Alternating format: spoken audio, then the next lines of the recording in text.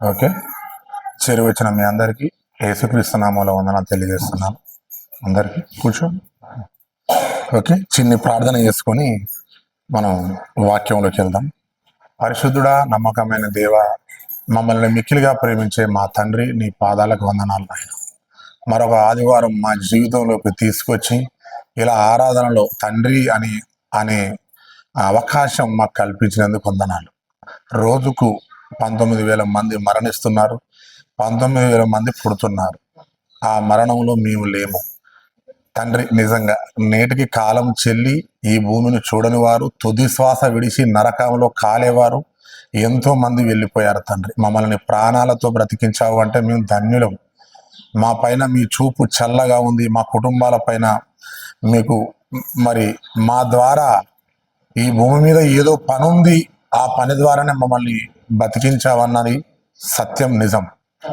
ఆ విషయాన్ని మేము ఎప్పుడు గుర్తుంచుకోవాలి తండ్రి నాయన. ఈ ఆదివారం నాయన కొన్ని లేఖన భాగాలని నువ్వు మమ్మల్ని ప్రేమించి రాసించినటువంటి ఈ గ్రంథంలో నుంచి కొన్ని విలువైన మాటలు మేము అందరం ఆలోచించుకొని చూడగా పరిశుద్ధాత్మని సహాయం నాకును, వినడానికి వాళ్ళకు ఆసక్తి కొద్దిసేపు మా వైపు నీ మాటల వైపు మరి ఏకాగ్రత ఉంచులాగున సహాయం చేయమని యేసుక్రీస్తు నామములో అడుగుతున్నాం తండ్రి, ఆమేన్.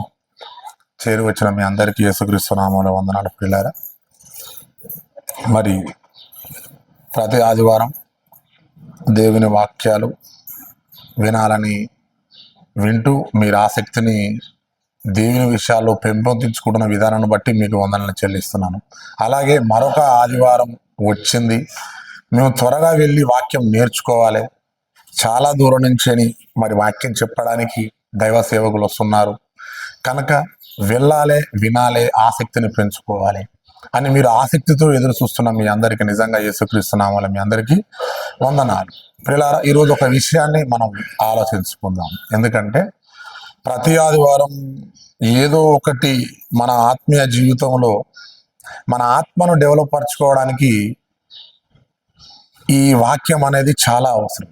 శరీర బలహీనతలను బలపరుచుకోవడానికి బయట డాక్టర్లు ఉన్నారు, హాస్పిటల్స్ ఉన్నాయి. మనకు ఏ వైద్యానికి సరైన మందో ఆ డాక్టర్ ఇస్తేనే మనం లేచి నిలబడి ధైర్యంగా మన పనులు మనం చేసుకోగలం. అలాగే లోపల శరీరంలో ఒక ఆత్మ దేవుడు ఉంచిండు, ఆ ఆత్మకు కూడా ఆహారం అవసరం. భూమి మీద పుట్టిన ప్రతి మనిషికి శరీర అవసరతల కొరకు, శరీర బలముల కొరకు, బలంగా నిలబడుట కొరకు మనం పెద్ద పెద్ద ఆసుపత్రులకు వెళ్ళి మనం మరి మంచి వైద్యాన్ని చూపించుకుంటున్నాం. బలంగా ఉండడం కొరకు మనకు ప్రకృతిలో ఎన్నో మనం ఉంటున్నాం. మరి ఆత్మ అన్నది ఒకటి అందులో ఉన్నది. అది వెళ్ళిపోయిన మరణించినప్పుడే దానిని మనం ఊత పదంగా వాడుతుంటాం. అతడు లేడు, వెళ్ళిపోయాడు అన్న పదాన్ని వాడతాం. అంటే భూమి మీద శరీరాన్ని మనిషి వదిలిపెట్టి వెళ్ళిపోతున్నాడు. అంటే వెళ్ళిపోతున్న శరీరానికి భూమి మీద బలానికి సంబంధించినవి ఎన్నో మనం తీసుకొని బలపడుతున్నాం. ఓకే, మంచిదే. మనం స్టాండర్డ్గా నిలబడితేనే కదా మన కుటుంబం బాగుపడుతుంది. మనం స్టాండర్డ్గా నిలబడితేనే కదా మనం అన్ని మరి మన కుటుంబం అవసరాలతో తీర్చగలం. మనము గట్టిగా లేనిది, మనం స్ట్రాంగ్గా లేనిది, శరీరం సహకరించనిది మనం ఏది చేయలేనప్పుడు ఆత్మ అనేది ఒకటి ఉంది, దానికి కూడా ఆహారం ఉంది. అదే దేవుని మాటలు, వాక్యం. ఈ వాక్యం ఆత్మకు ఎందుకు అవసరం అంటే మనిషి చేస్తున్న పాపము కేవలం శరీరానికి పట్టుకోదు, ఆత్మకే పట్టుకుంటుంది. ఆత్మకు పట్టుకుంటున్న పాపం పోవాలి అంటే ప్రతి మనిషికి దేవుని వాక్యం అవసరం. ప్రతి శరీరానికి బలహీనతకు డాక్టర్ ఎంత అవసరమో అదే ఆత్మకు పట్టిన పాపం పోగొట్టుకోవాలి అంటే దేవుని వాక్యం అవసరం. ఇవి చెప్పేవారు సరైన పద్ధతిలో బోధించక స్వస్థతలోని చచ్చిపోయిన వాడిని తిరిగి లేస్తారని, పిల్లలు పుట్టకపోతే పిల్లలు ఇస్తారని, ఏదో లేకపోతే దేవుని దగ్గరకు వస్తే ఇవి వస్తుందని చెప్పని నమ్మించారు కనుకనే వాళ్ళు ఆ నమ్మకంలో ఉన్నారు. ఒరిజినాలిటీ వాక్యంలోకి వాళ్ళు సరిగా రాలేదు. ఇంకా ఈ భూమి మీద అవసరాలు తీర్చే దేవుడు కావాలన్నా, మరణించిన తర్వాత శాశ్వత కాలం దేవుడితో ఉండేది మనకు కావాలన్నా, దేవుడితో సదాకాలం ఆయనతో ఉండేది కావాలి. ఈ భూమి మీద కేవలం శరీర అవసరతల కొరకు మనం ఆలోచించితే దేవుడు నీకు శరీర విషయంలో మందమే అర్థమవుతాడు, ఆత్మ విషయంలో నీకు అస్సలు అర్థం కాడు. కనుక మనం ఆత్మీయ విషయాలు నేర్చుకోవడానికి వస్తున్నాం ఆదివారం. చాలా మంది అనుకుంటారు గుడి కట్టిర్రు, ఏదో వాళ్ళ దేవుడు నమ్ముకుంటారు, వాళ్ళ మతాలు ఏదో బోధించుకుంటారు అనుకుంటున్నారు. చచ్చిన తర్వాత ఒక్కొక్కడికి తెలిసిపోద్ది. ఇది కనబడుతున్న ఈ గుడి కొద్ది మంది అయినప్పటికీ ఈ గ్రామంలో మరణించిన తర్వాత వాళ్ళతో పాటు మనం మరణిస్తాం కదా, మరణించిన తర్వాత వాళ్ళకి అర్థం అయిపోద్ది, అరే ఇది గుడే కదా అనుకొని మనం సింపుల్గా చూసుకొని మనం వెళ్ళిపోయాం. కానీ అందులో విశ్వాసంగా ఉండి ఆయన మాటలు నమ్మి తన పాపాలు పోగొట్టుకొని వారు పరదేశంలో అంత దూరంలో ఎంత నెమ్మది పొందుతున్నారు చూడని ఆనందపడతారు. ఇది చిన్న చూపుగా చూసుకొని ఇదేదో మతం అనుకొని ఇదేదో గుడి అనుకొని దీన్ని వదిలేసుకుంటూ వెళ్ళిపోతున్న వారందరూ ఒకరోజు మరణిస్తారు. వారు మనకు కనిపిస్తారు. అక్కడ కనిపించినప్పుడు అంత దూరంలో పాతాళంలో కాలిపోతుంటూ బాధపడుతుంటారు. అయ్యో నా ముందు ఆ మందిరం ఉంది, ఎంతో మంది వాక్యం చెప్పడానికి ఎంతో మంది దైవ సేవకులు వస్తే వాటిని నేను పట్టించుకోకుండా నా పనుల మీదనే ఉండిపోయాను. అయ్యో పొయ్యి ఉంటే బాగుండేదేమో, ఒకరోజు వినుంటే నేను మారుతునేమో, మారడం ద్వారా నా ఆత్మ రక్షింపబడునేమో అని ఆలోచన కలుగుతుంది. అదే అంటారు చూడు, చేతులు కాలినాక లాభం లేదు. అందరి పరిస్థితికి అంతే.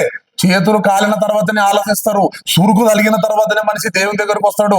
ఏ సురుకు తలగకుండా దేవుని దగ్గరికి అంటే అసలు ఎవ్వరు రారు. ఎందుకో ఆలోచిద్దాం పిల్లరా. ఇది మనం ఆదివారం ఏదో టైం పాస్గా మనం నమ్ముకోలేదు దేవుణ్ణి, మనం ఏదో టైం పాస్గా దేవుని నమ్ముకోలేదు. ఈ లోకంలో నుంచి మన ఆత్మ దేవుడికి మనల్ని మీకు సురక్షితమైన ఒక ప్రాంతం ఉంది, ఆ ప్రాంతంలో నాతో పాటు మీరు ఉంటారు అన్నారు కనుకనే మనం దేవుని నమ్ముకున్నాం. మనం ఊరికి మనం ఎందుకు నమ్ముకోవడం, టైం పాస్కి ఎందుకు నమ్ముకోవడం, వృధాగా గుడిలో ఎందుకు గడపడం.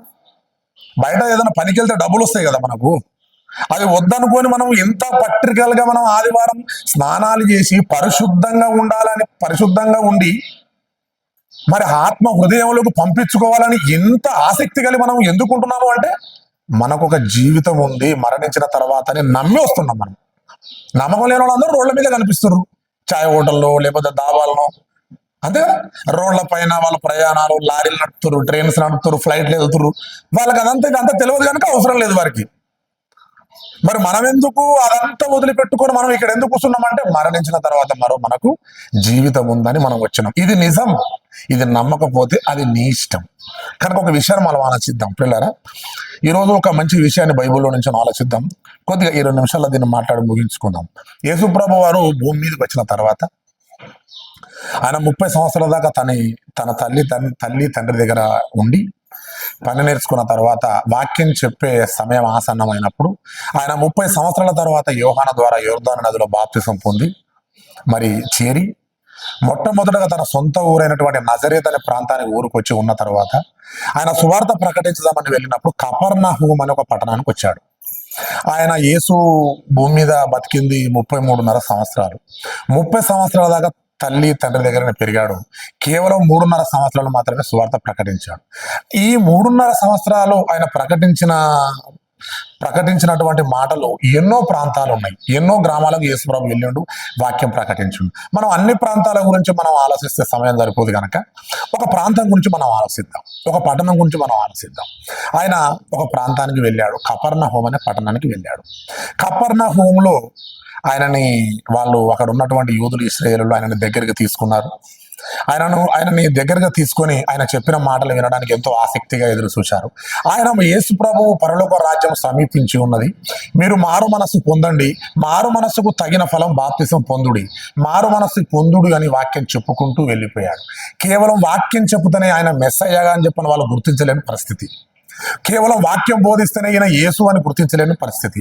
వాళ్ళ ప్రవక్తల గ్రంథాలలో ఎంతో మంది చెప్పారు, మెస్సయ్య వస్తాడు, యేసు వస్తాడు, మీ లోకానికి వస్తాడు, సువార్త ప్రకటిస్తాడు, కుంటివారు నడుస్తారు, గుడ్డివారు చూపు పొందుతారు, చనిపోయిన వారు కూడా తిరిగి లేపుతాడు యేసు అని చెప్పని ప్రవక్తల గ్రంథాల్లో ఉంటది. ఇది తెలిసింది చుట్టుముట్టు ఉన్నటువంటి అన్యులకు రాయబడలే ఆ గ్రంథం, కేవలం యూదులకు, ఇశ్రాయేలులు మాత్రమే ఇవ్వబడింది. ఆయన యూదులలోనే యోసేపు మరియ గర్భాన పుట్టిండు ఆయన, అంతే కదా. కన్యక అయిన గర్భం ద్వారా ఆయన భూమి మీద రంగ ప్రవేశం జరిగింది, అంతే కదా. అంటే యూదుల్లోనే పుట్టి ఇశ్రాయేల్ యూదుల్లో గ్రంథాలలో వాళ్ళు యేసు వస్తాడు అని తెలుసుకున్నప్పటికీ ఇతడే యేసు మెస్సయ్య అని చెప్పని గుర్తించలేని స్థితి ఆ టైంలో. కాబట్టి నేనే యేసయ్యా, నేనే యేసుక్రీస్తు అని వీళ్ళకి తెలియబడాలంటే ఏం చేయాలి? స్వస్థతలన్నీ చేయాలి. చేస్తేనే ఆ టైంలో ఈయన యేసు అని నమ్మగలడు. ఇలా కుంటివారు చూపు పొందుతున్నారు, గుడ్డివారు చూపు పొందుతున్నారు, చనిపోయిన వారు లేపబడుతున్నారు అని ఈ స్వస్థతలు గనక చేసినట్టయితే వాళ్ళు మరలా వెళ్ళి ప్రవక్త గ్రంథాలలో కొన్ని వచనాలు వెతకాలే, ఆహా ఇతడే యేసు అని నమ్మాలి. ఎక్కడో వెళ్ళి స్వస్థత చేస్తే ఈయన యేసు అంటే ఎవరైనా నమ్ముతారా? యేసు వస్తాడు అని గ్రంథాలు ఉన్న ప్రాంతానికే రావాలి. ఆయన వాళ్ళ చేతుల్లో గ్రంథాలు ఉన్నాయి. యేసు వస్తాడు, మమ్మల్ని రక్షిస్తాడు, న్యాయం చేస్తాడు, మా పాపాలు పోగొడతాడు అని చెప్పని ఎంతో మంది ప్రవక్తల ద్వారా రాయించిన గ్రంథాలు ఉన్నాయి యూదుల దగ్గర. అక్కడే పుట్టాడు, వెళ్ళాడు. కపెర్నహూము పట్టణంకి వచ్చిన తర్వాత ఆయన మొట్టమొదట ఒక పెద్ద అద్భుతం చేశాడు. మార్కు సువార్త 1వ అధ్యాయం, మార్కు సువార్త తనను యేసు అని నమ్ముట కొరకు సువార్తతో పాటు ఆయన కొన్ని స్వస్థతలు చేశాడు. 1:21 ఏమనుంది చదువుదాం, నేను చదువుతా. అంతటా వారు, మార్కు సువార్త 1వ అధ్యాయం 21వ వచనం, అంతటా వారు కపెర్నహూములోనికి వెళ్ళిరి. వెంటనే ఆయన విశ్రాంతి దినమున సమాజ మందిరంలోకి బోధించను. పోయి బోధించాడట. వాక్యం చెప్తున్నాడు. ఆయన బోధ ఎలా ఉందంట? 22వ వచనం, ఆయన శాస్త్రుల వలె కాక అధికారము గలవాని వలె వారికి బోధించెను గనక వారు ఆయన బోధకు ఆశ్చర్యపడ్డారు. అప్పుడు స్వస్థతనే జరగలేదు. ఫస్ట్ కపెర్నహూములోకి సమాజ మందిరం ఉంది. అక్కడ యూదులు సమాజ మందిరంగా ఉంటారు. అక్కడికి వెళ్ళి వెంటనే స్వస్థత చేయలేదు. ఫస్ట్ బోధ ప్రకటించిండు. పరలోక రాజ్యం ప్రవేశించింది, మీరు మారు మనస్సు పొందురని. కానీ అందరూ ప్రవక్తలు బోధించారు. అందరూ అక్కడ ప్రధాన యాజకులు, శాస్త్రులు, ధర్మశాస్త్ర ఉపదేశకులు ఉన్నారు ఇశ్రాయేలులో. వాళ్ళ బోధ కంటే ఇది అధికారంతో కూడా ఉన్నటువంటి బోధ కలిగింది. మంచిగా నిలబడి ధైర్యంగా బోధించాడు అన్నమాట సత్యాన్ని. ఏమని? ఆయన శాస్త్రుల వలె కాక అధికారం గల వారికి బోధించను గనక వారు ఆయన బోధకు ఆశ్చర్యపడిరి. ఆ సమయమున వారి సమాజ మందిరంలో అపవిత్రాత్మ పట్టిన ఒక మనుష్యుడు ఉన్నాడు అక్కడ. వాడు నజరేయుడు అగు యేసు, మాతో నీకేమి, మమ్ము నశింపజేయటకు వచ్చితివా అని వానిలో ఉన్న అపవిత్రాత్మ దెయ్యం యేసును గుర్తించి యేసు అని చెప్పని అంటుంది. నీవు ఎవడో నాకు తెలియను, నీవు దేవుని పరిశుద్ధుడవు అని కేకలు వేసింది. అందుకు యేసు ఊరకుండుము, వానిని విడిచిపోమ్మని దానిని గద్దింపగా ఆ అపవిత్రాత్మ వానిని విలవిలలాడించి పెద్ద కేకలు వేచి వానిని విడిచిపోయాను. అందరూ విస్మయం ఉంది. 27, అందరూ విస్మయం ఉంది. ఇదేమిటో, ఇది కొత్త బోధగా ఉన్నదే. ఈయన అధికారంతో అపవిత్రాత్మలకును ఆజ్ఞాపింపగా అవి ఆయనకు లోబడుచున్నవని ఒకనితో ఒకడు చెప్పుకొనిరి. వెంటనే ఆయన గురించిన సమాచారం త్వరలో గలిలయ ప్రాంతం అంతటికి వ్యాపించెను. మొట్టమొదటగా సువార్త దేవుని గురించి ప్రకటించి అక్కడ ఒక అద్భుతాన్ని చేశాడు ఆ సమాజ మందిరంలో. ఏండ్ల తరబడి అపవిత్రాత్మ పట్టి పీడిస్తుంది పాపం. అతన్ని లోపరుచుకుంది. ఏం పని చేయనీయకుండా, లోకాన్ని దృష్టింపకుండా, తన కుటుంబంలో ఒక మనశ్శాంతి లేకుండా ఒక దెయ్యం అనేవాడు అతనిలోకి దూరి కొన్ని సంవత్సరాలు ఇబ్బంది పెట్టింది. అతడు ఎన్నో వైద్యుల దగ్గరికి వెళ్ళినా అది సాధ్యపడలేదు. యేసు భూమి మీదకి వచ్చిన తర్వాత కపెర్నహూము అనే ఒక పట్టణానికి వెళ్ళి ఆ మొట్టమొదటగా అంత అద్భుతాన్ని చేసి అపవిత్రాత్మని వెలుగొట్టేశాడు. ఇంకోటి నెక్స్ట్ చూడండి, మత్తయి సువార్త 8వ అధ్యాయం 5వ వచనం, ఆయన కపెర్నహూములోకి ప్రవేశించినప్పుడు మరలా అదే కపెర్నహూములోకి ప్రవేశించాడు. సువార్త ప్రకటించుకుంటూ అక్కడ ఒక ఇల్లు అద్దెకి తీసుకొని అది కేంద్ర స్థానంగా చేసుకుంటూ యేసు ప్రభు వారు కపెర్నహూము అనే పట్టణానికి వచ్చి ఒక ఇల్లు అద్దెకి తీసుకొని వాక్యం ప్రకటించుకుంటూ స్వస్థతలు చేస్తుండే. అక్కడ చూడండి, ఆయన కపెర్నహూములోకి ప్రవేశించినప్పుడు ఒక శతాధిపతి ఆయన దగ్గరకు వచ్చి, ప్రభువా, నా దాసుడు పక్షవాయువుతో మిగులు బాధపడుతూ ఇంటిలో పడి ఉన్నాడు చెప్పి ఆయనను వేడుకున్నాను. యేసు, నేను వచ్చి వాడిని స్వస్థపరిచిదని అతనితో చెప్పగా ఆ శతాధిపతి, ప్రభువా, నీవు నా ఇంటికి వచ్చుటకు నేను పాత్రుడను కాను, నీవు మాట మాత్రము సెలవిమ్ము, కేవలం మాట మాత్రం సెలవియ్యా, ఇక్కడి నుంచి సెలవిస్తే చాలు అక్కడ స్వస్థత జరుగుతుంది. అబ్బా, అంత నమ్మేసిండు అక్కడ ఇశ్రాయేల్లో ఒక వ్యక్తి. అతడు గురించి యేసేమంటాడో తెలుసా? 10వ వచనం, యేసు ఈ మాట విని ఆశ్చర్యపడి వెంట వచ్చుచున్న వారితో చూచుండు. యేసు ప్రభు మొత్తం జన సమూహాలు మొత్తం గుంపులుగా ఉన్నారు. అప్పుడు వాళ్ళందరితో అంటుండు, ఇశ్రాయేలులో నేను ఎవరినైనా నేను ఎంత విశ్వాసం ఉన్నట్లు నిశ్చయముగా చెప్పుతున్నా, అసలు చూడలేదు అని చెప్పాను. అంటే ఇశ్రాయేలులో ఇలాంటి విశ్వాసం ఉంది అంటే, నువ్వు ఇక్కడ బాగుపడతాడు నీ కొడుకు అనే ఒక మాట అంటే 5-10 కిలోమీటర్ 20 కిలోమీటర్ల దూరం ఉన్న నా పక్షవాయువుతో కూడుకున్నటువంటి నా దాసుడు బాగుపడతాడన్న నమ్మకం ఇశ్రాయేలులోకి వచ్చింది ఒక వ్యక్తికి. అమ్మ, ఇంత భక్తి ఇతరులు ఇశ్రాయేల్లో అల్ప విశ్వాసాలే ఉన్నారనుకున్నాను నేను, కానీ ఇంత భక్తి కూడా ఉందా అని ఆశ్చర్యపోయింది యేసు. ఎక్కడ చేసిండు ఈ ఈ అద్భుతాన్ని కూడా? కపెర్నహూము అనే ఒక పట్టణంలో చేసిండు. ఇంకా నెక్స్ట్ చూడండి, అదే మార్కు సువార్త 2వ అధ్యాయం. మార్కు సువార్త 2వ అధ్యాయం మొదటి నుంచి. కొన్ని దినములైన తర్వాత ఆయన మరల కపెర్నహూములోని పట్టణంలోకి వచ్చెను. ఆయన ఇంట ఉన్నాడని వినవచ్చినప్పుడు అనేకులు కూడి వచ్చిరు గనక వాకిటైనను వాటికి స్థలం లేకపోయాను. ఆయన వారికి వాక్యం బోధిస్తున్నాడు. మొట్టమొదటగా వాక్యాన్ని బోధిస్తున్నాడు. కొందరు పక్షవాయువు గల ఒక మనుష్యుణ్ణి 9 చేత మోయించుకొని ఆయన యొద్దకు తీసుకొని వచ్చిరి. చాలా మంది కూడి ఉండినందున వారు ఆయన యొద్దకు చేరలేక ఆయన ఉన్న చోటికి ఇంటి పైకి ఎక్కి ఇంటి కప్పు విప్పి సందు చేసి ఆ పక్షవాయువు గల వానిని పరుపుతో దింపిరి. మధ్యలో దించారు. చుట్టూ జనం ఉన్నారు. యేసు నిజంగా స్వస్థపరుస్తాడు, యేసు వలన సాధ్యం అవుతుంది అని నమ్మిన వారు వాక్యం ఇలాంటి ఇంట్లో కూర్చొని బోధిస్తున్నప్పుడు ఆ చుట్టూ ఉన్న జనంలోకి బయటకి ఇందులోకి తీసుకురాలేక వెంటనే వాళ్ళు ఏం చేశారంటే పైన యేసు ఉన్నటువంటి ఆ ప్లేస్ లో అక్కడ రంధ్రం చేసి కొన్ని పెంకులు తీసేసి వెంటనే ఆయన ముందు దించేశారు. చూడండి 4వ వచనం. చాలా మంది కూడి ఉన్నందున వారు ఆయనతో చేరలేక ఆయన ఉండే పైకి కప్పు విప్పి సందు చేసి పక్షవాయువు గల వారిని పరుపుతో తెప్పిరి. యేసు వారి విశ్వాసమును చూచి, కుమారుడా, నీ పాపములు క్షమింపబడి ఉన్నవని పక్షవాయువు గల వానితో చెప్పెను. అంటే స్వస్థత చేసిందే గాక పాపములు కూడా క్షమించాడు. చూడండి 7వ వచనం 6వ వచనం. శాస్త్రులలో కొందరు అక్కడ కూర్చున్నారు కొంతమంది. వారు, ఇతడు ఇట్లెందుకు చెప్తున్నాడు? దేవదూషణ చేయుచున్నాడు కదా. దేవుడు ఒక్కడే తప్ప పాపమును క్షమింపగలవాడేవాడని తమ హృదయములో అనుకున్నారు. వారు తమలో తాము ఇలాగ అనుకుని చూడ యేసు వెంటనే తన ఆత్మలో తెలుసుకొని, మీరు ఎలాంటి సంగతులు మీ హృదయంలో ఎందుకు ఆలోచిస్తున్నారు? ఈ పక్షవాయువు గల వానితో నీ పాపములు క్షమింపబడి ఉన్నవని చెప్పుట సులభం కాదా? సులభమే. 10వ వచనం. అయితే పాపములు క్షమించుటకు భూమి మీద యేసుక్రీస్తుకు అధికారము గలదని తెలుసుకోవాలి మీరు అన్నాడు.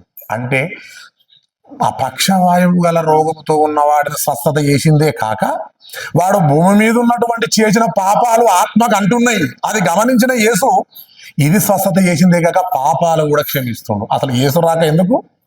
నశించిన దానిని వెతికి రక్షించుటకే యేసు పరమార్థం. భూమి మీద రాకకు నీతిమంతుల దగ్గర రాలేదైనా పాపంతో మగ్గిపోతున్న వారు, చెరలో ఉన్నవారు, సత్యం అంటే ఏందో తెలియని వారు, రక్షణ లేక బాధపడుతున్న వారికి రక్షణ కలగజేయడానికి కారణము ఆయన జన్మకు.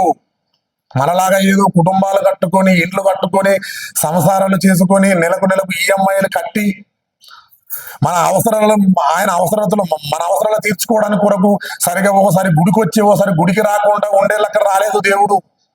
దేవుని కుమారుడైన యేసుక్రీస్తు ఆయన వచ్చిన రాక నశించిపోయిన దాన్ని వెతికి రక్షించడానికే వచ్చాడు. ఇక్కడ ఎంత అద్భుతం చేసిండు కపెర్నహూములోనే. అదే చూడండి, అదే యోహాను సువార్త 4వ అధ్యాయం. యోహాను సువార్త 4వ అధ్యాయం మరలా ఏం చేసిండో చూడండి. 46వ వచనం. తాను నీళ్లు ద్రాక్షరసం చూశారా? తాను నీళ్లు ద్రాక్షారం రసముగా చేసిన గలిలయలోని కానాను ఆయన తిరిగి వచ్చెను. అప్పుడు కపెర్నహూములో ఒక ప్రధాని కుమారుడు రోగి అయి ఉన్నాడట. యేసు యూదయ నుండి గలిలకు వచ్చనని అతడు విని ఆయన యొద్దకు వెళ్ళి తన కుమారుడు చావ సిద్ధంగా ఉన్నాడని కనుక ఆయన దగ్గరికి వచ్చి స్వస్థపరచాలని వేడుకున్నాడట. యేసు సూచక క్రియలు మహత్కార్యములను చూడకుంటే మీరు ఎంత మాత్రమో నమ్మరని అతనితో చెప్పాను. అంటే సూచక్రియలు చేస్తేనే యేసు నమ్ముతారు, బోధిస్తే అక్కడ నమ్మడం లేదు. ఈ రోజులో 49. అందుక ప్రధాని, ప్రభువా, నా కుమారుడు చావక మునిపే రమ్మని ఆయనను వేడుకున్నాను. యేసు, నీవు వెళ్ళుము, నీ కుమారుడు బతికి ఉన్నాడు అతను చెప్పగా ఆ మనుషుడు యేసు తనతో చెప్పిన మాటకు వెళ్ళిపోయాను. అక్కడ వెళ్ళగానే ఏం జరిగింది? కుమారుడు బతికేసాడు. మాట మాత్రం సెలవిచ్చిండు, అక్కడ బతికింది. ఇన్ని ఎక్కడ చేసిండు ఇవన్నీ? ఏ ఊళ్ళో చేసిండు ఇవన్నీ? కపెర్నహూములో చూసిండు. ఇంకోటి చూడండి, అదే మార్కు సువార్త 1వ అధ్యాయం. మార్కు సువార్త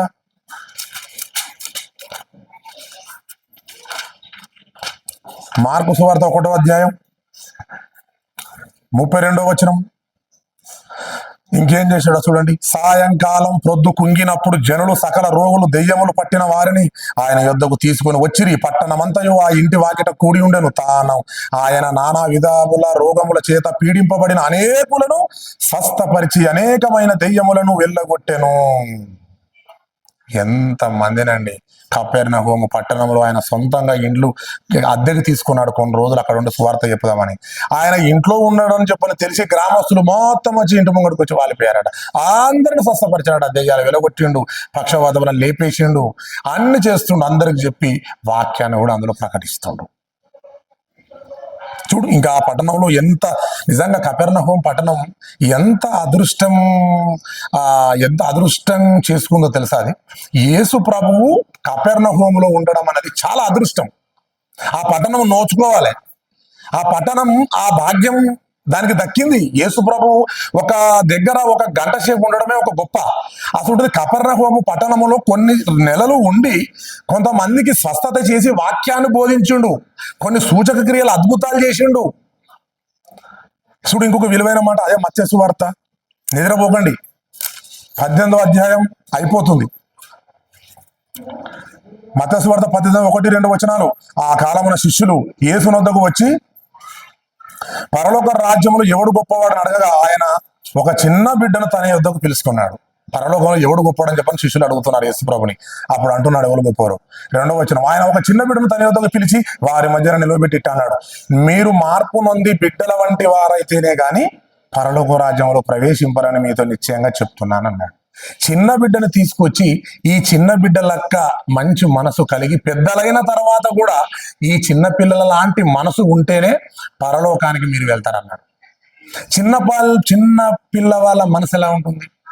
వాడిని కొట్టిన తర్వాత కూడా లడ్డు చూపించు, నన్ను కొట్టావు కదా అని చెప్పని వాడు రాకుండా మానడు.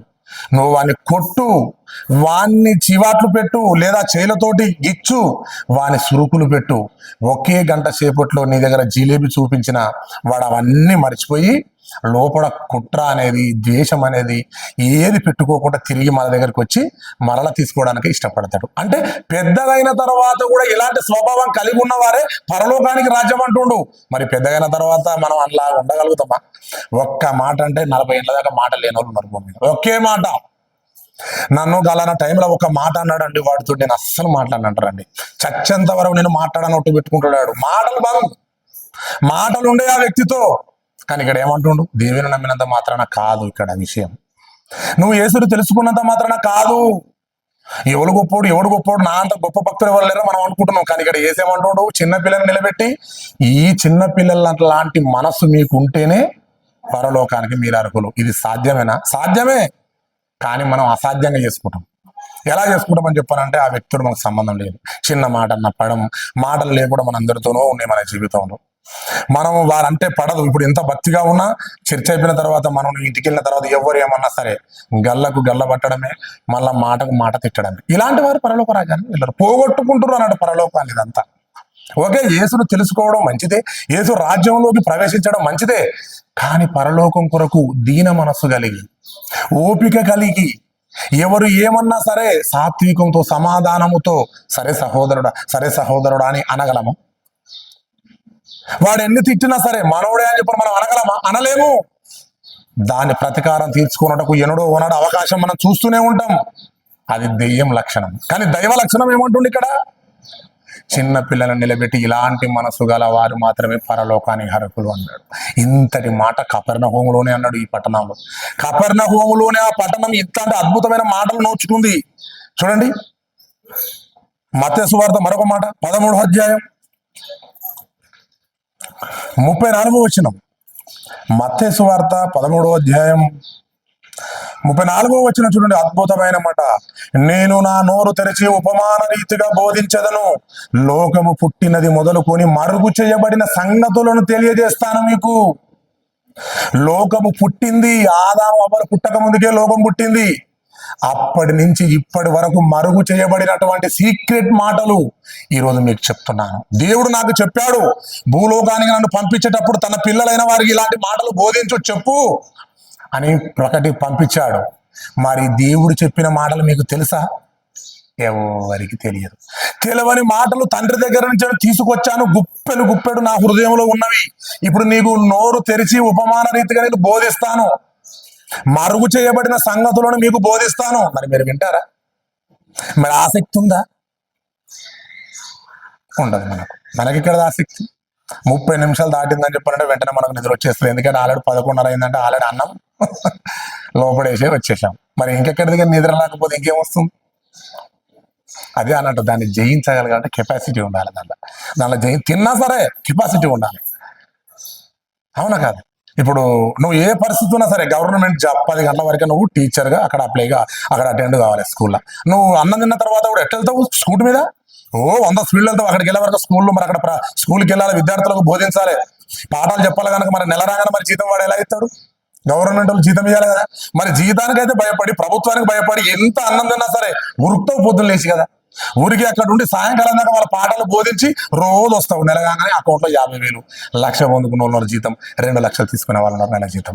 అంటే ప్రభుత్వానికి అయితే ఇంత భయపడి ఉదయం లేచి పిల్లల్ని సంరక్షించి వెంటనే ఉదయం లేవగానే బైక్ వేసుకొని వెళ్ళిపోయి నీ జాబ్ పర్పస్లో వెళ్ళిపోతున్నావు. దేవుని దగ్గరకు వచ్చేటప్పుడు 11:30, 12 అన్నం దగ్గరికి వచ్చిన తర్వాత చెప్పి అర్ధగంటకు కండ్లు ఇటు అటు మూసుకపోవడం. అంటే లాభం లేదు, దేవుని నమ్ముకుంటూ ఉపయోగం లేదన్నట్టు. అదేందో కొద్దిగా స్టాండర్డ్గా నిలబడాలి. అంత ఈజీగా రాదు కదా దేవునితో ఉండడం అంటే. పరలోకం అంత సింపుల్ కాదు కదా. మనం ఏదో తొందరగా ఏదో మనం ఇలా మరణించగానే పరలోకానికి అట్లే డైరెక్ట్ వెళ్ళిపోతాం మనం కాదు. అది చాలా స్టిఫ్గా ఉండాలి. మనసు చాలా స్టిఫ్గా ఉంచుకోవాలి, బాడీని కంట్రోల్లో ఉంచుకోవాలి. ఎలా చెప్పు? పరలోకానికి ఎలా వెళ్తాం మనం? అంత సింపుల్ కాదు. అనేకులు ప్రవేశింపజూతురు కానీ వారి వల్ల కాదనడంటే ఎందుకే. చూడండి ఇంకో మాట, పిల్లరా ఇప్పుడు ఎన్ని అద్భుతాలు చేసిండు. ఇక్కడ ఇప్పుడు ఏమని చదివినాం మనం? లోకము పుట్టినది మొదలుకొని మరుగు చేయబడిన సంగతులను మీకు చెప్తానంటున్నాడు. అంటే లోకం పుట్టిన నుంచి ఇప్పటి వరకు ఎన్నో మాటలు యేసు దగ్గర ఉన్నాయంట, అవి మీకు బోధిస్తానంటుండు. ఎంత అదృష్టం అండి. కపెర్నహూము పట్టణం, యేసు చచ్చిపోయిన వారిని లేపిండు, పక్షవాయువులను లేపిండు. అన్నేండ్ల నుంచి దెయ్యాలు పట్టి పీడుస్తుంటే పాపం వాళ్ళు ఏడుస్తుంటే యేసు కరుణించి ఆ కపెర్నహూము అనే పట్టణంలో ఎన్ని అద్భుతాలు చేసి వాక్యాన్ని కూడా బోధించాడు. ఇప్పుడు ఎలా ఉండాలి? ఇప్పుడు ఎగ్జాంపుల్ చెప్తా. నా ఇంట్లో ఒక దెయ్యం పట్టి నా కొడుకు చాలా బాధపడుతున్నాడు. యేసుక్రీస్తు అదే టైంలో ఉన్నాడు. నేను ఇప్పుడు నా కుమారుని అక్కడ తీసుకెళ్ళినా, అక్కడికి వెళ్ళిన తర్వాత నా కొడుకు నీ స్వస్థపరిచుండు, దెయ్యం వెలగొట్టాడు. దెయ్యం వెలగొట్టడానికి తన సొంత కుమారుడు తన ఇంట్లో మనశ్శాంతి లేకుండా, ఇంట్లో తెల్లం దాకా నిద్ర లేకుండా అది పట్టి పీడుస్తుంటే ఏ కుటుంబం అయినా నిద్రపోతుందా? సంతోషంగా మన పిల్లలు హ్యాపీగా ఉంటేనే కదా మనకు సంతోషం. ఎక్కడికి వెళ్ళు విజయం సాధించి వస్తాం అనిపిస్తుంది మనకు, మన పిల్లలు చక్కగా ఉంటాయి. ఆ పిల్లలే మన ముందు బాధతో, ఇబ్బందితో, వారి బాధ కండ్ల ముందు చూస్తుంటే ఏ తల్లిదండ్రులు తట్టుకోగలరు? తట్టుకోలేరు. అలాంటి కుటుంబాలు, దెయ్యాలు పట్టినటువంటి ఆ కుటుంబాలన్నీ యేసుని దగ్గరికి వెళ్తే అవన్నీ వదిలేసాడు. ఏండ్ల తరబడి బాధపడుతున్నాయి కొన్ని కుటుంబాలు, ఏండ్ల తరబడి హింస పొందుతున్నాయి వైద్యం అందక. అది ప్రకృతి వల్ల చెట్ల రసంతో పోయే వైద్యం కాదు, అది మరో శక్తికి భయపడేది కావాలి. ఒక దెయ్యం భయపడాలంటే ఎవరికి భయపడుతుంది? మరో శక్తి. ఆ శక్తే యేసు. మరి ఆ కాలంలో వాళ్ళ అదృష్టవంతులు కపెర్నహూము అనే పట్టణంలో ఉన్నవారు. అలాంటి వారు యేసు దగ్గర నయం పొంది, విడుదల పొంది అందరి కుటుంబాలను పాపం యేసు మనశ్శాంతికి ఉంచాడు కదా. అందరి కుటుంబాలలో ఉన్నటువంటి శాంతిని నింపిండు కదా. దానితో పాటు వాక్యం కూడా ప్రకటించిండు కదా. మరి ఆ పట్టణం ఎలా ఉండాలి? కృతజ్ఞత కలిగి ఉండాలన్నా లేవా దేవునికి? నువ్వు చాలా ఆపదలో ఉంటావు, నా దగ్గరికి వస్తావు, అన్న నా బైక్ గుంజుకుపోయే ప్రమాదం ఉంది, లేదా నా ట్రాక్టర్ తీసుకెళ్లే ప్రమాదం, ఒక్క 10,000 ఇవ్వన్నా, ఒక నెలలో ఇస్తానంటే, అయ్యో మనోడేగా సహోదరుడాన్ని నేను ఇచ్చాను అనుకో. ఎలాగ చూస్తావు నన్ను? ఎంత పరువు అండి. నా చుట్టూ ఉన్న వాళ్ళంతా ఇదే ఎదురు చూసిర్రు, వీనికి చాలా అది ఉంటుంది, జరగాల్సిందే అని అనుకునే వాళ్ళు ఎంతో మంది ఉంటారు చుట్టూ. మరి అలా జరగకుండా నన్ను వచ్చి నువ్వు అడిగినప్పుడు, నేను నీకు సహాయం చేసినప్పుడు నన్ను ఏ రేంజ్లో నువ్వు చూస్తావు? ఎప్పుడు కరెక్ట్ సమయంలో నాకు ఆదుకున్న వ్యక్తిని కనుక నువ్వు మనసులో ఉంచుకుంటావు లేవా? అంటే గుండెలు నాటుకపోయేంతగానో ఉంచుకుంటావు సహాయం చేసినప్పుడు. ఇక్కడ అది కాదు కదా. రోగానికి డబ్బులు పెట్టి పెట్టి పెట్టి పెట్టి అక్కడ ఎవరికి వైద్యం నయం కాలేదు, ఏండ్ల తరబడి ములుగుతున్నారు. యేసు వచ్చి వాళ్ళందరినీ స్వస్థపరిచి కుటుంబాలని శాంతిని సమాధానం నింపి వాక్యాన్ని కూడా బోధించాడు.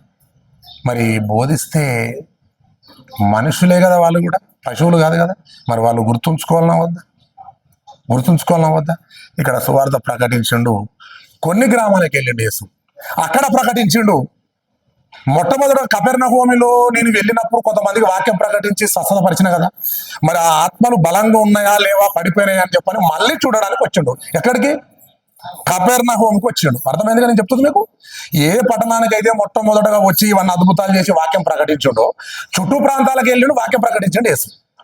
మొట్టమొదటగా ప్రకటించిన మరి ఆ ప్రాంతానికి వెళ్ళి మరి బాగుపడ్డ వాళ్ళు ఎలా ఉన్నారు, వాక్యం కూడా ప్రకటించిన ఎలా ఉన్నారు, వాళ్ళు మరి ఆరోగ్యంగా ఉండి మరి వాళ్ళ ఆత్మలో వాళ్ళ హృదయంలో నేను చెప్పిన మాటలు ఫలించినాయా లేదా లోకంలో చిరిగిపోయాయని చెప్పని మళ్ళీ చూడడానికి వచ్చాడు. చూడడానికి వచ్చినప్పుడు ఏం జరిగిందో చూడండి ఒకసారి. మత్తయి సువార్త 11వ అధ్యాయం చూడండి ఏం జరిగింది. మరలా అదే పట్టణానికి కొన్ని సంవత్సరాల తర్వాత వచ్చిండు, కొన్ని నెలల తర్వాత వచ్చిండు. ఏం జరిగిందో చూడండి. 20వ వచ్చింది, జాగ్రత్తగా చూడండి. 11వ అధ్యాయం మత్తయి సువార్త 20వ వచ్చింది. పిమ్మట అంటే తర్వాత యేసు ఏ పట్టణములలో ఆయన విస్తారమైన అద్భుతములు చేసనో ఆ పట్టణములు వారు మారు మనస్సు అది కాదు 23వ వచ్చింది.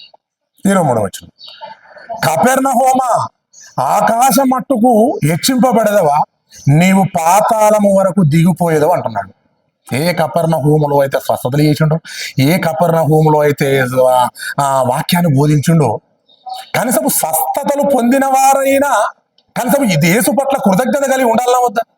ఇప్పుడు చాలా మంది ఒక సభ పెడతాం, వాక్యం ప్రకటిస్తాం, చాలా మంది వస్తారు, అందులో ఒకడు మారితే చాలు మాకు పాపి. 99 మంది నీతిమంతులు మారే విషయంలో కంటే ఒక్క పాపి మారితే పరలోకంలో తండ్రి ఆనందిస్తాడు అన్నాడు. ఒక్క పాపి మారితే పరలోకంలో తన దూతల చేత ఇదిగో పలానా గ్రామంలో ఒక ఆమె నా నిమిత్తం బాప్తిసం పొంది, ఒక వ్యక్తి నా నిమిత్తం బాప్తిసం పొంది మనసు మార్చుకొని ఇదిగో నా దగ్గరకు వచ్చాడని చెప్పని తన దూతలతో ఆయన ఆనందపడతాడట, ఒక్కరు మారితేనే. ఇక్కడ యేసు కపెర్నహూము అనే పట్టణంలో చచ్చిపోయిన వారిని తిరిగి లేపిండు, వైద్యం ప్రకటించిండు, వైద్యం చేసిండు, సువార్త ప్రకటించుడు, దెయ్యాలను వెలగొట్టిండు. కానీ అదే ప్రాంతాన్ని ఏమని దూషిస్తుండో తెలుసా దేవుడు? యేసుక్రీస్తు ఏమంటుండు? కపెర్నహూమా, ఆకాశము మట్టునకు నువ్వు హెచ్చింపబడదవా, నీవు పాతాళము వరకు దిగిపోతావు, నువ్వు అంతే. చూడు, పాతాళము వరకు నువ్వు దిగిపోదువు. నీలో చేయబడిన అద్భుతములు సొదొమలో చేయబడిన ఎడల అది నేటి వరకు నిలిచియుండును. చూడండి ఎంత బాగా అంటున్నాడు. నీలో చేయబడిన అద్భుతములు చేసిండు, ఎన్నో చేసిండు, కానీ వాళ్ళలో విశ్వాసం లేదట, మర్చిపోయారు అప్పుడే. అంత స్వస్థత పొందిన వారు కళ్ళు లేకుండా లోకాన్ని చూడక ఒకే దగ్గర కూర్చొని బాత్రూమ్ పోతూ విసర్జన చేస్తూ నీ బతుకు కుక్కలక్క ఉంటే యేసు వచ్చి నీ కళ్ళు తెరిపించి లోకంలో నువ్వు అన్ని చూస్తున్నావు, ఆనందపడుతున్నావు. ఇదంతా కారణం యేసని గుర్తించలేరా ఆ ప్రజలు. కపెర్నహూములో ఉన్నటువంటి ప్రజలు చెవిటి వారు, వినబడలేక పదే నాకు వినబడవు చెవులు అని చెప్పని 10 మందిలో నువ్వు పరువు పోగొట్టుకుంటే ఆయన వచ్చి చెవులు వినబడకపోతే చేతులు ఇలా ఉంచగానే వినబడగలంత వినికి వచ్చింది. కళ్ళు లేకపోతే కళ్ళు ఇప్పించిండు, దెయ్యములు పట్టి మూలకు పిచ్చివాడి లెక్క నురుగు కక్కుతూ నోట్లో నుంచేని పరువు పోగొట్టుకొని ఇబ్బంది పడుతూ మూలకుంటే యేసు వచ్చి నిన్ను స్వస్థత పరిచి నిన్ను లేచి నిలబెట్టి లోకాన్ని చూసి, లోకంలో అన్ని చూసి అంత శక్తినిచ్చిండు, అందరి బంధువులతో నువ్వు నడిచే అంత శక్తి ఇచ్చిండు, సమస్తాన్ని మరి ప్రతి మనిషి ఆరోగ్యవంతుడుగా ఉన్నట్టుగా నిన్ను కూడా ఆరోగ్యవంతుడుగా చేసి అందరి మనుషులతో పాటు నిన్ను కలిపేస్తే తిరిగి వచ్చి ఆ పట్టణానికి వచ్చేసరికి ఎవరు కూడా మారు మనసుగా పొందకపోవడం చూసి బాధపడ్డాడట. ఎవరు మారు మనసు లేదంట. స్వస్థత పొందిన వాళ్ళన్న కనీసం నిలబడాలనే వద్దా? ఖచ్చితంగా స్వస్థత చేయబడిన వ్యక్తి, స్వస్థత పొందిన వ్యక్తి యేసు పట్ల కనీసం భక్తి కలిగి ఉండన్నా వద్దా? అక్కడ ఎవ్వరు లేరట. అందుకే ఆ పట్టణాన్ని తిడుతుండు. అంటే సమయం వృధా అంటుండన్నట్టు. సమయం వృధా చేసిన నీ పట్టణంలో ఉండి ఇన్ని స్వస్థతలు చేసి నీ పట్టణంలో ఉండి ఇన్ని వాక్యాలు చెప్పి ఎంత గొప్ప గొప్ప మాటలు ప్రకటించిన నీ కపెర్నహూము పట్టణంలో, కానీ నీలో మార్పు లేదు గనక తిడుతుండు. ఆ పట్టణం ఏమైందో చూడండి. కపెర్నహూమ, ఆకాశం మట్టుకు హెచ్చింపబడ్డావు, గర్వించినవు నువ్వు, గర్వం ఉంది నీ పట్టణానికి, నీవు పాతాళము వరకు నిన్ను దింపుతా అంటుండు. ఆ పట్టణాన్ని, ఏ పట్టణంలో స్వస్థత జరిగిందో ఆ పట్టణాన్ని రక్షణ పొందకపోవటం వలన చూసి పాతాళంలోకి పంపిస్తానంటుండు. ఆ పట్టణాన్ని పొందెదవు, నీలో చేయబడిన అద్భుతములు సొదొములో చేయబడిన ఎడలాది నేటి వరకు నిలిచి ఉండును. సొదొమ పట్టణంలో వాక్యం ప్రకటింపబడిందా? లేదు. లోతు మాత్రం ఉన్నాడు ఊరుకు ముందు, అంతే. లోతు కుటుంబం మాత్రం ఉంది, అంత వ్యభిచారంతో నిండిపోతుంది, చిన్నపిల్లల కాజల వ్యభిచారంతో ఉంది, మనసంతా చెడిపోతుంది, ఖరాబ్ అయిపోయింది ఆ పట్టణం. కానీ వాక్యం మాత్రం అక్కడ ప్రకటింపబడలేదు. కానీ నీకు ఇంత వాక్యం ప్రకటించి నిన్ను లేపి మీకు ఇంత బోధించి ఇన్ని స్వస్థతలు చేసినా, ఏ గల్లీలో చూసినా ఏ వాడలోకి వెళ్ళినా ఒక్కరు కూడా భక్తిగా కనిపించడం, అంతా మళ్ళా పాపంలోనే తిరుగుతున్నారు. స్వస్థత పొందిన వాళ్ళు కూడా మనలో పాపంలో కలిసిపోయారు. దాన్ని చూసి బాధపడి ఎప్పుడో క్రీస్తుకు పూర్వం 1500 సంవత్సరాల కింద ఉన్నటువంటి ఒక సొదొమ పట్టణాన్ని పోల్చండి. అక్కడ వాళ్ళకి చెప్పిన పాపం ఆ పట్టణమైన మారునేమో, కానీ మీకు ఎన్ని చేసినా మీ పట్టణంలో ఎన్ని ప్రకటించినా మీలో మార్పు లేదు కనుక మిమ్మల్ని పాతాళానికి పంపించేస్తాను అంటున్నాడు. చూడండి 20వ వచనం, పిమ్మట ఏ ఏ పట్టణంలో ఆయన విస్తారమైన అద్భుతములు చేసినో ఆ పట్టణంలో వారు మారు మనసు పొందకపోవుట వలన ఆయనతో ఇట్లా అంటున్నాడు. చూడండి అక్కడే ఉంది 20వ వచనంలో, ఏ ఏ పట్టణములలో ఆయన విస్తారమైన అద్భుతములు చేసిండో ఆ పట్టణములు వారు మారు మనసు పొందకపోవటం వలన ఆయన ఇట్లా అంటుండు. అయ్యో కొరాజిన, అక్కడ ప్రకటించుండు. అయ్యో బెత్సాయిదా, మీ మధ్యన చేయబడిన అద్భుతములు తూరు సీదోను పట్టణంలో చేయబడిన ఆ పట్టణము వారు పూర్వమే గోన పట్ట కట్టుకొని బురద వేసుకొని మారు మనసు పొంది ఉందురు. కనుక మీకు విమర్శ దినమందు మీకు లెక్క ఉంది. మీకు ఇన్ని అద్భుతాలు చేసి ప్రకటించి ఇన్ని వాక్యాలు చెప్పి మీరు మారండర్రా అని చెప్పండి, మీకు ఇంత నోరెత్తి గలమెత్తి వాక్యం ప్రకటించిన మీలో మార్పు లేదు గనక మీరు మరణించిన తర్వాత నేను రెండవ రాకడలో వస్తాను కదా, అప్పుడు అంటుండు మీకు తీర్పు తీరుస్తారు. ఎవరు తీర్పు తీరుస్తారు అంటుండే ఇక్కడ కింద చూడండి. 30వ వచనంలో, 29వ వచనంలో, 24వ వచనంలో, విమర్శ దినమందు, విమర్శ అంటే యేసుక్రీస్తు రెండో రాకడ వచ్చిన తర్వాత ఒక్కొక్కరిని ఏకాంతంగా స్వయంగా నిలబెట్టి ఒక్కొక్కరి జాతకాలు చెప్పేస్తాడు ఆయన. నువ్వు ఎలా బతికినావు, నీ జీవితం మీద నీ మనసు ఎంత కంపుంది, నీ జీవితం ఎట్లా బతికినావు మొత్తం చెప్తాడు అక్కడ. ఇక్కడ ఉంది విమర్శ దినమందు నీ గతి కంటే సొదొమ దేశపు వారి గతి ఓర్వదగిన ఇదై ఉండును. అంటే వాక్యం ప్రకటింపబడని అటువంటి సొదొమ పట్టణము ఇప్పుడు వాక్యం ప్రకటింపబడినటువంటి కపెర్నహూము మీద ఆ తరము వారు లేచి నిలబడి అంటారట, ఇదిగోరా మా దగ్గర వాక్యమే లేదు, మేము పాపంతో నిండిపోయి దేవుడు మమ్మల్ని చంపిండంటే ఒక అర్థం ఉంది. కానీ కపెర్నహూమైన పట్టణము మీకు ఎన్ని స్వస్థతలు చేసి వచ్చి మీకు ఎన్ని మాటలు చెప్పినా మీరు మాలాగానే పాపం చేసి మరలా చచ్చిపోయారని ఆ రోజు సొదొమ గొమొర్రాలో ఉన్నటువంటి ఆ పట్టణపు వారు మరణించి రెండో రాకడలో యేసుక్రీస్తు రాకలో అందరూ లేచినప్పుడు సొదొమ గొమొర్రా పట్టణపు వాళ్ళు లేచి కపెర్నహూములో స్వస్థతలు పొందిన వారిపైన విమర్శిస్తారట వారంతా. అమ్మ బాబా ఎంత భయం ఉంది ఇది. ఇప్పుడు ఈ మాటలు కూడా మీకు ప్రకటిస్తున్నా, నేను చెప్తున్నా, నాతో పాటు మీకు ప్రకటిస్తున్నా. ఇన్ని ప్రకటిస్తున్నా, మీరు వినకపోయారు అనుకో, మన మీద కూడా, నా మీద కూడా, మీ మీద కూడా మారు మనసు లేకపోతే మన పైన విమర్శించేవారు ఒకరు ఉంటారు. అప్పుడు విమర్శించబడ్డప్పుడు ఏమంటారు చెప్పన్నా, కనుక సాక్ష్యం దొరికింది కనుక లాయర్ యేసుక్రీస్తు ఎవరు, మధ్యవర్తిగా లాయర్ ఆయన సాక్ష్యాలతో పాతాళానికి పంపిస్తాడు. ఇక్కడ సాక్ష్యం ఉంది. ఏ సాక్ష్యం? సొదొమ గొమొర్రా పట్టణం లేస్తుంది, ఈ పట్టణం మీద అంటది. మాకు వాక్యం చెప్పలే కనుక మేము పాపంలోకి వెళ్ళిపోయాం, మీకు వాక్యం చెప్పగాక స్వస్థతలు పొందిరు, మీరు ఇంత మార్పు లేదు అని అక్కడ ఆ లా పాయింట్ అక్కడ యేసుప్రభు వారు దొరకబట్టి వాళ్ళని పాత్రలో పంపిస్తారు. ఇప్పుడు ఇన్ని మాటలు మనం విన్నా మరో వారు కూడా లేచి నిలబడతారు సాక్ష్యంగా.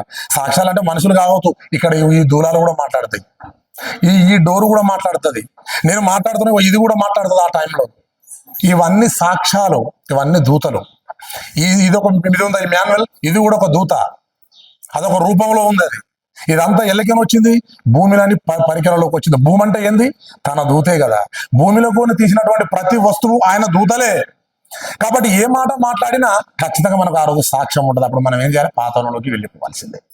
అంటే ఇప్పుడు ఇన్ని మాటలు మనం విన్న తర్వాత కూడా మనకు కూడా మారు మనసు లేకపోతే మనము కూడా కపెర్నహూము పట్టణం పాతాళంను పంపించినట్టు మనం కూడా పాత్రలోకి వెళ్ళిపోతాం. ఇంకొక విషయం తెలుసా, చివరిగా ఈ పట్టణంలో యేసు ప్రభు వారు ఎంత సువార్త చేసి స్వస్థతలు చేస్తే ఆ పట్టణం మారలేదు కనుక నేటికి ఇప్పటికీ ఇజ్రాయెల్ దేశంలో ఈ కపెర్నహూమైన పట్టణం నేటికి లేదు. అక్కడ గడ్డి కూడా మొలవడం లేదు. విత్తనం వేస్తే గడ్డి మొలవలుగా ఎక్కడైనా? అక్కడ విత్తనం వేస్తే కూడా గడ్డి మొలవడం లేదట. ఎందుకంటే యేసు మాటలు గొప్పవి. గొప్ప మాటలని వారు మనసులో స్వీకరించలేరు. యేసు మాటలని హృదయంలో నుంచి లోపలికి తీసుకోలేక తన్ని వేసి బయటకు తోసేసారు కనుక ఆ పట్టణం నచ్చలేదు దేవునికి. అందుకే నేటికి ఆ పట్టణం ప్రపంచ దేశాల్లో లేదు. కనుక మరి ఇన్ని మాటలు మనం వింటున్నప్పటికీ కూడా మనలో మార్పు లేకపోతే కూడా మనం కూడా పాతాళంకి వెళ్ళే ప్రమాదం ఉంది. కనుక మరి ఈ ఇన్ని మాటలు వింటున్న మనలో ఆసక్తి ఉండాలి, సత్యం అనేది ఉండాలి. ఇది మన హృదయంలో ఉంచుకోకపోతే చాలా కష్టం. ఎందుకంటే ఇన్ని మాటలు విన్న తర్వాత కూడా మనలో మారు మనసు రాకపోతే, దేవుని నమ్మి తెలుసుకొని మనం మారు మనసు పొందకపోతే, దేవుని నమ్మక రోడ్డు మీద తిరుగుతున్న అన్యుడు బెటర్ మనకంటే.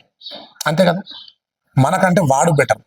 ఎందుకంటే వాడు దేవుడు అంటే ఎవడో తెలియదు పాపం, వాడు అలా ఉన్నాడంటే అర్థం. ఇన్ని తెలిసిన తర్వాత మనలో మారు మనసు లేకపోతే, పాపం అనేది ఇంకా హృదయంలో గూడు కట్టుకొని ఉంటే వాళ్ళకంటే మహా ప్రమాదం ఉంది మనకి. ఇంకా తెలిసి తెలియని వారికి దెబ్బలు తక్కువ తగులుతాయట, లూకాసు వార్తలో ఉంటుంది. యజమాని చిత్తము ఎరిగి ఉండి వారు సిద్ధపడక ఉండువానికి అనేకమైన దెబ్బలు తలుగునని ఉంటుంది. అమ్మ బాబోయ్, తెలిసిన వాడికి ప్రమాదం. ఇప్పుడు తెలియకపోతే అదే, తెలియకపోయినా పాతాలకు వెళ్ళిపోతాడు. కానీ తెలిసి కనుక ఇంకా తప్పు చేస్తే చాలా ప్రమాదం ఉంది వాక్యానుసారంగా. కనుక మనం మారు మనసు పొందుదాం. ఇంత గొప్ప గొప్ప మాటలు చాలా మంది ముందు మాట్లాడాల్సిన మాటలు ఇవి.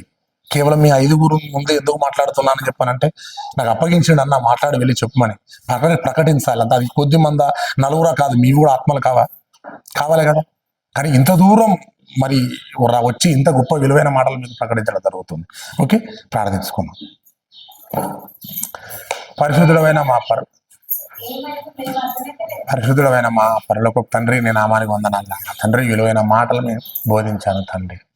అవును తండ్రి, కపెర్నహూములో నీ కుమారుడు వచ్చి ఎన్నో స్వస్థత చేసి ఎన్నో మాటలు చెప్పి ప్రకటించి వెళ్ళిపోయాడు. కానీ ఆ పట్టణం మారు మనసు పొందకపోవటం చూసి వారందరినీ ఆయన పాతాళానికి పంపించేసావు. నేటికి ఆ పట్టణం లేదు, భూమి మీద లేదు. మరి ఇన్ని మాటలు మేము కూడా వింటున్నాం, మేము కూడా నేర్చుకుంటున్నాం. మరి మేము కూడా మారు మనసుకు పొందకపోతే ప్రమాదం ఉంది, మేము కూడా పాతాళానికి వెళ్ళిపోయే ప్రమాదం ఉంది. కనుక అయ్యా తండ్రి, నూతన సంవత్సరంలోకి మేము దగ్గరకు వస్తున్నాం. ఈ సంవత్సరంలో మేము ఖచ్చితంగా ఏదో పని చేసి, ఈ సంవత్సరంలో మేము ఇంత పని చేశామని ఒక తృప్తిని మాలో కలిగించండి. ఈ సంవత్సరం దగ్గరకు వస్తుంది. ఈ సంవత్సరం అంతా మమ్మల్ని మీరు నిజంగా కాపాడారు, మా కుటుంబాలను కాపాడారు. ఒక్కసారి కూడా తండ్రి మేము మరి నాయన మరి డాక్టర్స్ దగ్గరికి వెళ్ళి కూడా చిన్న సూది కూడా ఇప్పించుకోలేని పరిస్థితిలో ఉన్నామంటే కారణం మీ ప్రేమ. మీరు నిజంగా మా పట్ల ఇంత చూపిస్తున్నారన్న సంగతి మేము మనసులో గుర్తుంచుకొని, చెప్పబడిన మాటల పైన మా హృదయంలో బహుగా ఉంచుకొని, నీ కొరకు బ్రతకాలన్న మనసును మార్చుకొని, ఇక నుంచి మా మరణం ఎప్పుడుందో అంతవరకు నాయన నమ్మకముగా నీ సేవలో మరి ఉండి, నీ మాటలకు లోబడి జీవించి మరణిస్తే మేము ధన్యులంగా ఉంటామని నాయన మేము అనుకుంటున్నాం. కనుక తండ్రి, మా మనసులో స్థిరపరచండి. అనేకమైన విషయాలు ఈ గ్రామంలో మాట్లాడబడుతుంటాయి కనుక తండ్రి, వచ్చిన వాళ్ళలో వీళ్ళ ఆసక్తిని నింపండి. ఇంకా అనేక మందిని తీసుకురావాలన్న ఆలోచన, భూమి మీద ప్రాణం ఉన్నప్పుడే ఏదో చేయాలి, అది నీ పనే చేయాలి. ఇంతకు మించి వేరేది ఏది చేసినా అది లెక్కల్లోకి రాదన్నా. కనుక తండ్రి, నీ పని కొరకు మరి ఇక్కడ ఉన్నవారు మరి నాయన మరి వాళ్ళలో ఆసక్తి రేపండి. అక్క తన భర్తను తీసుకొచ్చింది వాక్యం వినిపించడానికి, అన్నలో మంచి మనసు, మరి వాక్యం మీద అన్న ఆలోచన, కేవలం ఇంతే ఒక 40 నిమిషాలు వినాలన్న ఆలోచన, ప్రతి ఆదివారం ఇలా కూర్చొని సరదాగా వచ్చి విని పోతే అతడిలో నిజంగా మారు మనసు వస్తుంది. మీరు రప్పించాలని ఈ మాటలు ప్రతి మనిషిని మార్చగలవని నమ్ముతూ యేసుక్రీస్తు నామములో అడుగుతున్నాం తండ్రి, ఆమేన్. తమ్ముడు పని చేద్దాం. ఇదో డైరెక్ట్ ఆదత్